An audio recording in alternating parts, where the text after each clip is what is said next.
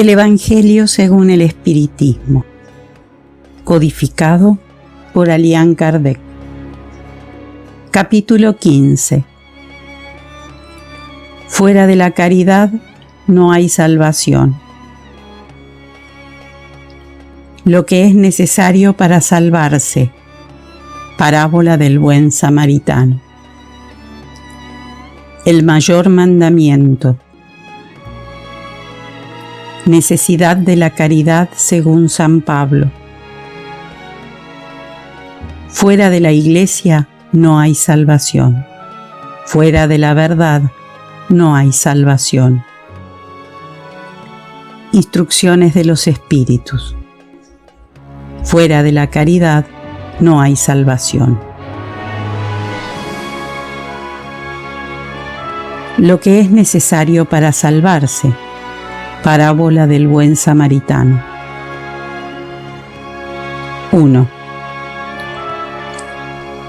Cuando el Hijo del Hombre venga en su majestad, acompañado de todos los ángeles, se sentará en su trono de gloria. Reunidas ante él todas las naciones, él separará los unos de los otros, como el pastor separa las ovejas de los cabritos, y colocará las ovejas a su derecha y los cabritos a su izquierda.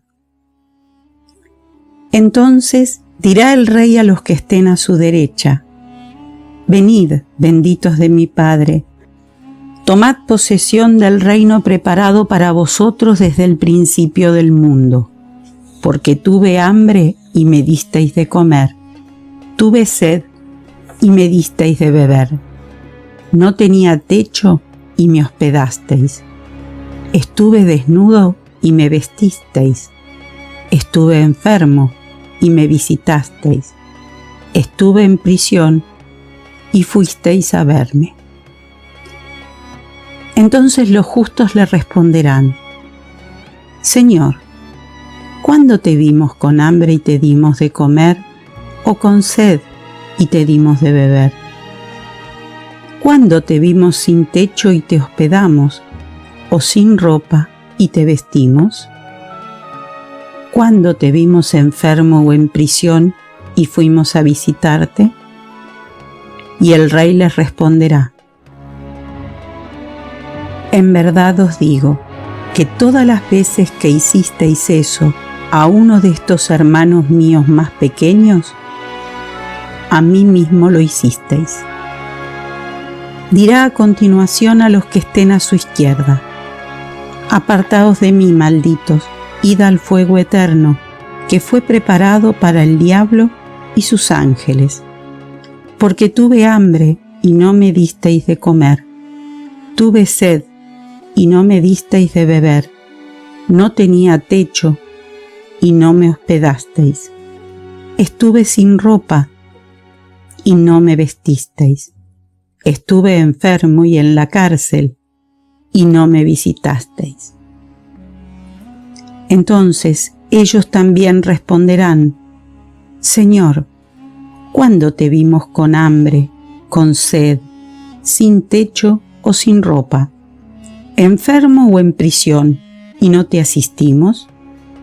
Pero él les responderá: En verdad os digo que todas las veces que dejasteis de asistir a uno de estos más pequeños, dejasteis de hacerlo para conmigo mismo. Y esos irán al suplicio eterno, y los justos a la vida eterna. San Mateo, capítulo 25, versículos 31 a 46. 2. Entonces, un doctor de la ley se levantó y le dijo, para tentarlo: Maestro, ¿qué debo hacer para poseer la vida eterna? Le respondió Jesús: ¿Qué está escrito en la ley? ¿Qué lees en ella? Él respondió: Amarás al Señor tu Dios con todo tu corazón, con toda tu alma, con todas tus fuerzas y con toda tu mente, y a tu prójimo como a ti mismo. Jesús le dijo: respondiste muy bien, haz eso y vivirás. Pero ese hombre, queriendo parecer que era justo, dijo a Jesús: ¿y quién es mi prójimo?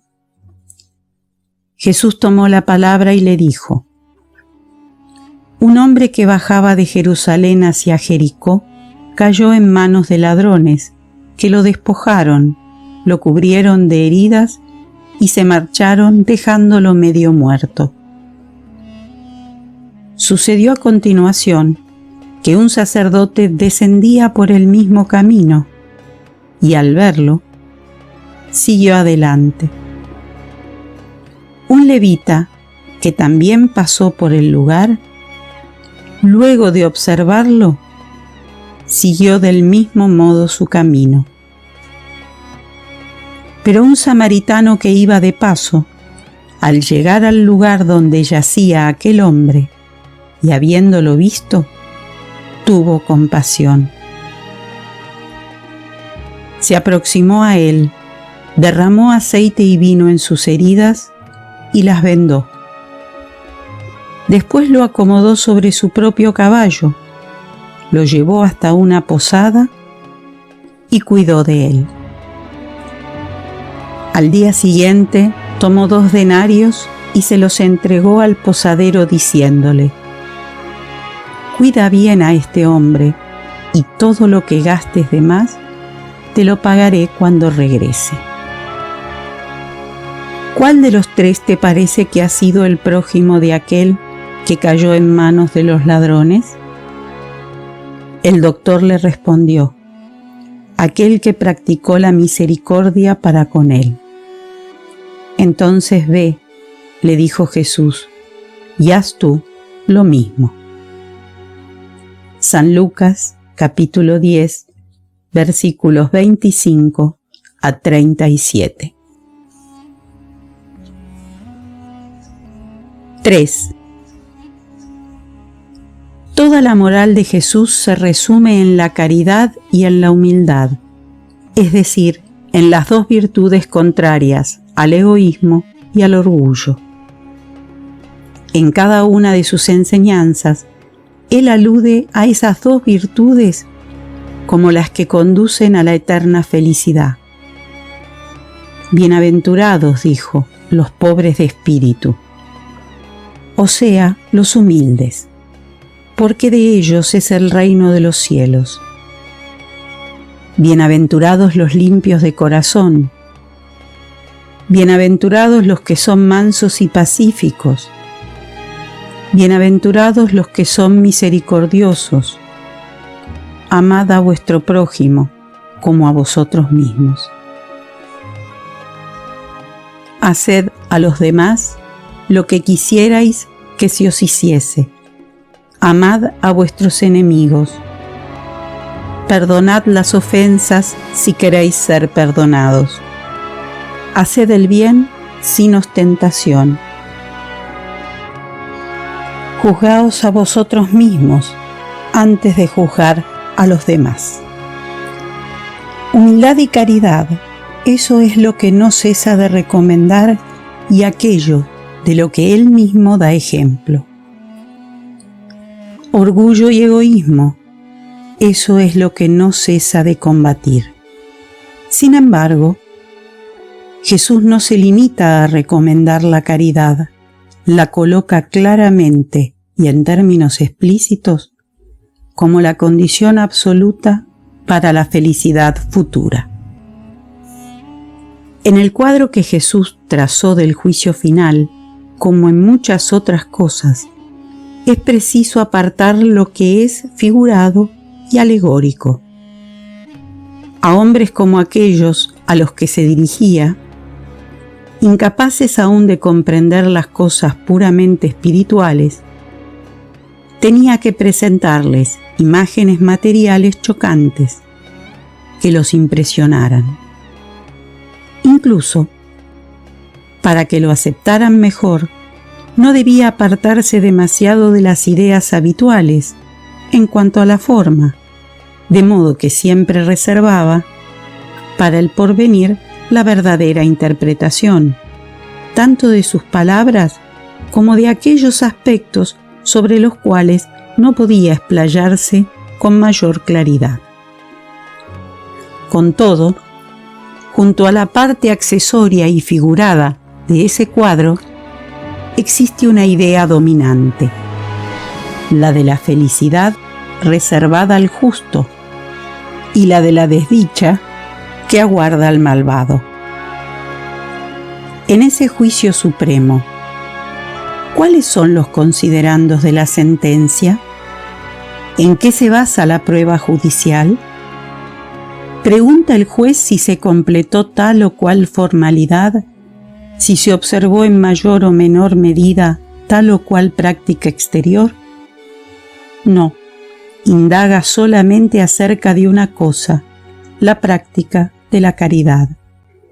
Y su sentencia es la siguiente: vosotros, los que habéis asistido a vuestros hermanos, pasad a la derecha, y vosotros, los que fuisteis rigurosos para con ellos, pasad a la izquierda.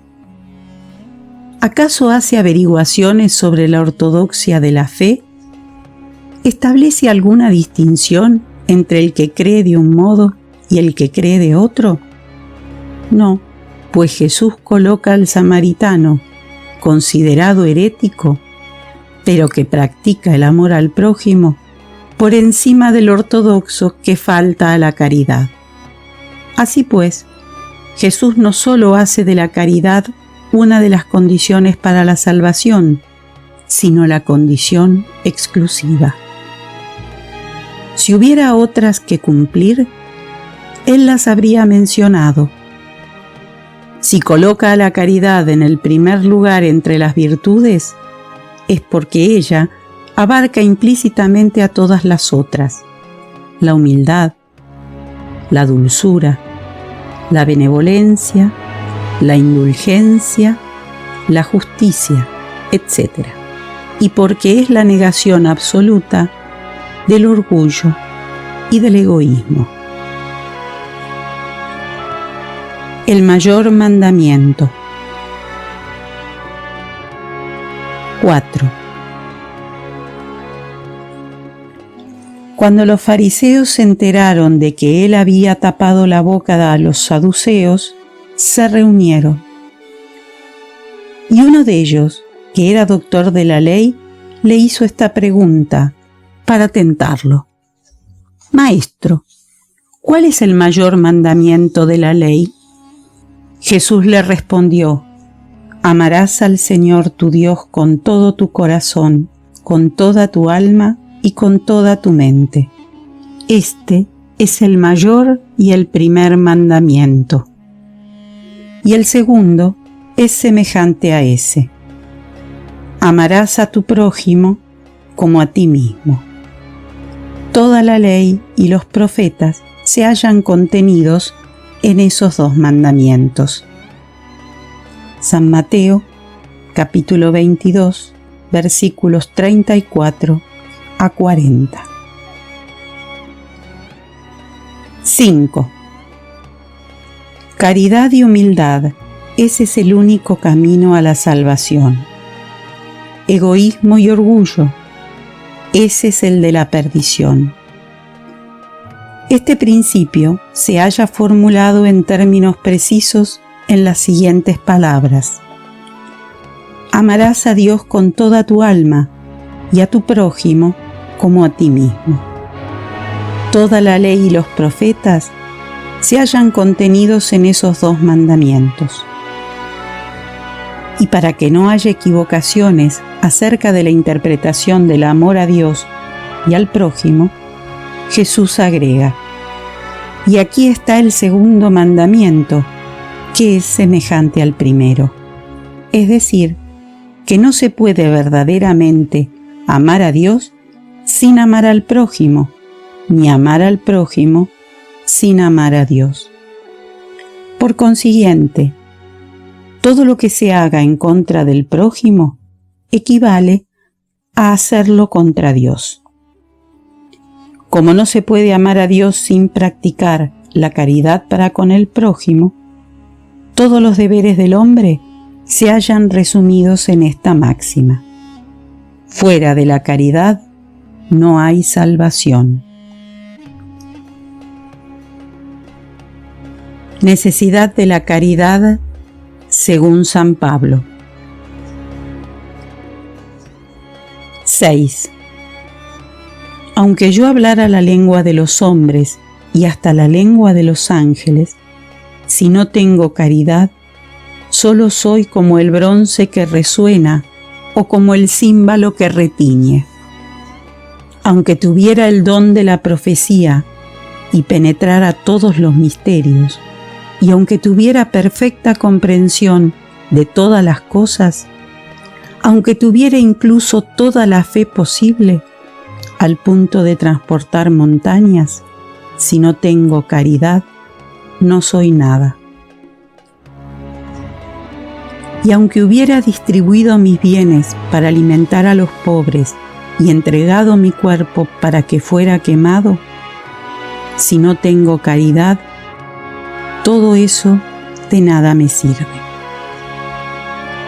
La caridad es paciente, es dulce y bienhechora. La caridad no es envidiosa, no es imprudente ni irreflexiva, no se llena de orgullo,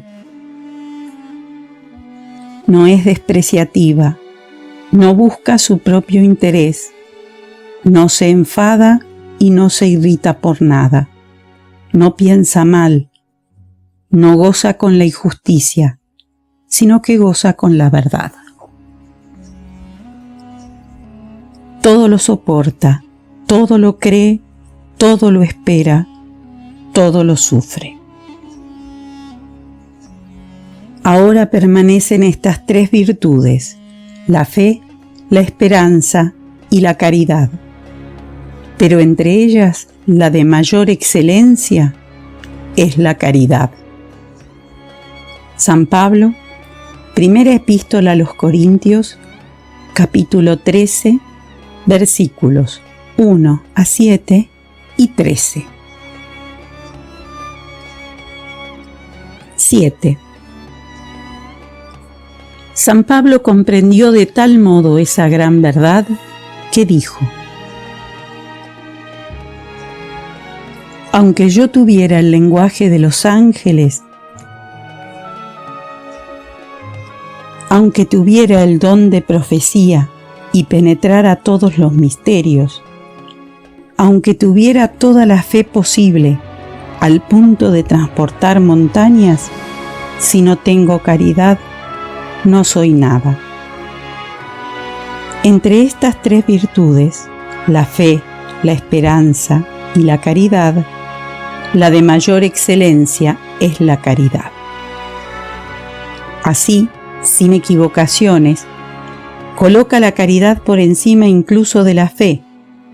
Eso se debe a que la caridad está al alcance de todo el mundo, tanto del ignorante como del sabio, tanto del rico como del pobre, y porque es independiente de cualquier creencia particular.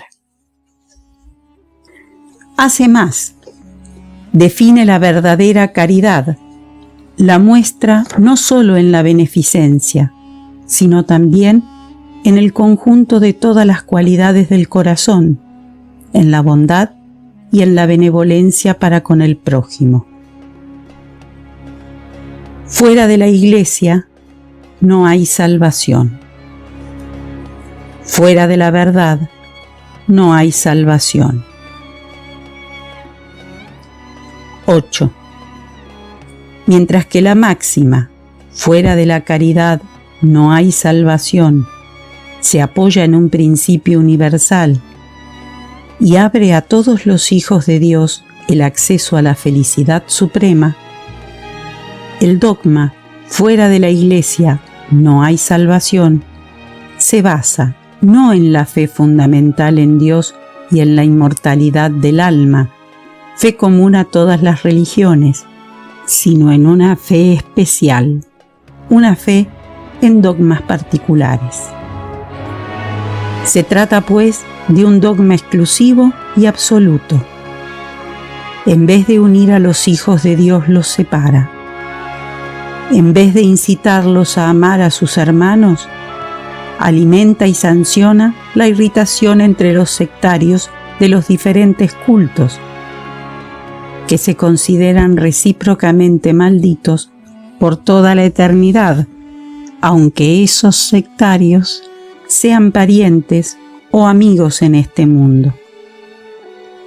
Mediante el desprecio a la gran ley de igualdad ante la tumba, separa a unos y otros, incluso en el cementerio. La máxima, fuera de la caridad no hay salvación, es la consagración del principio de la igualdad ante Dios, así como del de la libertad de conciencia. Con esta máxima como regla, todos los hombres son hermanos, y cualquiera que sea la manera en que adoren al Creador, se tienden las manos y oran los unos por los otros. Con el dogma, fuera de la Iglesia no hay salvación, los hombres se imponen el anatema y se persiguen mutuamente, viviendo como enemigos. El Padre no ora por su Hijo, el Hijo no ora por su Padre, ni el amigo por el amigo, ya que mutuamente se consideran condenados sin remisión.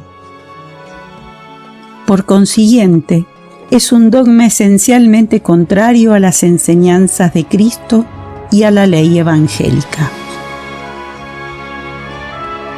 9. Fuera de la verdad no hay salvación, equivaldría a fuera de la Iglesia no hay salvación. Y también sería exclusivo, porque no existe una sola secta que no pretenda tener el privilegio de la verdad.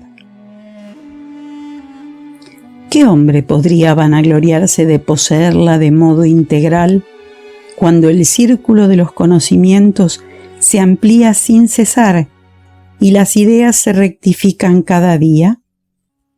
La verdad absoluta es una prerrogativa exclusiva de los espíritus de la categoría más elevada, y la humanidad terrenal no podría pretender poseerla, pues no les es dado saberlo todo.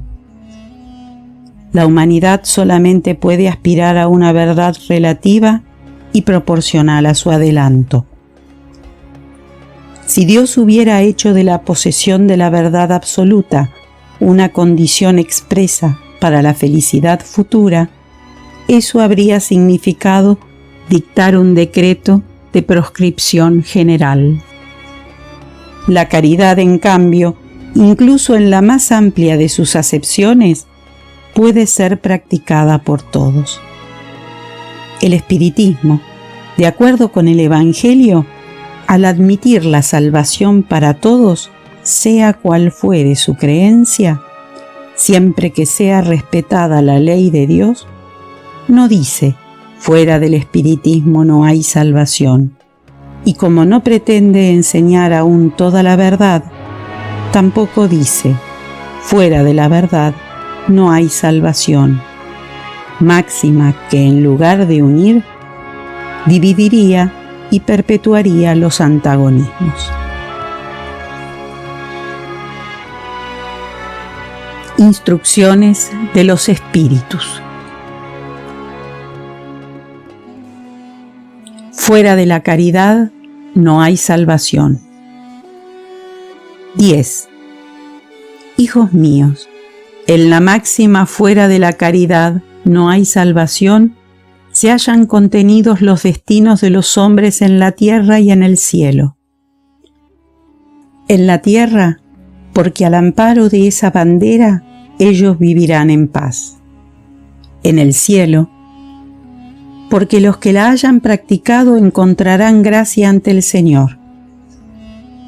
Esa divisa es la antorcha celestial, la columna luminosa que guía al hombre en el desierto de la vida para conducirlo a la tierra prometida. brilla en el cielo como una aureola de santidad en la frente de los elegidos, y en la tierra está grabada en el corazón de aquellos a quienes Jesús dirá: pasad a la derecha, benditos de mi Padre. Los reconoceréis por el aroma de la caridad que esparcen alrededor suyo. Nada expresa mejor el pensamiento de Jesús, nada resume tan bien los deberes del hombre que esa máxima de índole divina. Nada mejor podía hacer el espiritismo para probar su propio origen que presentarla como regla, pues esa máxima constituye el reflejo del más puro cristianismo. Con una guía así, el hombre nunca se desviará. Dedicaos, pues, amigos míos, a comprender su profundo sentido y sus consecuencias, a buscar por vosotros mismos todas sus aplicaciones. Someted la totalidad de vuestras acciones al control de la caridad, y vuestra conciencia os responderá. No solo evitará que cometáis el mal, sino que también os ayudará a practicar el bien, pues no alcanza con una virtud negativa, hace falta una virtud activa. Para hacer el bien, se requiere siempre la acción de la voluntad. En cambio, para no practicar el mal, alcanza en muchas ocasiones con la inercia y la indiferencia. Amigos míos, agradeced a Dios que os ha permitido que pudieseis gozar de la luz del espiritismo. Esto no significa que solamente quienes poseen esa luz serán salvados, sino que al ayudaros a comprender mejor las enseñanzas de Cristo, os hace mejores cristianos. Así pues, haced que cuando os observen vuestros hermanos, puedan decir que el verdadero espírita y el verdadero cristiano son una sola y la misma persona, dado que todos los que practican la caridad son discípulos de Jesús, sea cual fuere el culto al que pertenezcan. Pablo, apóstol, París, 1860.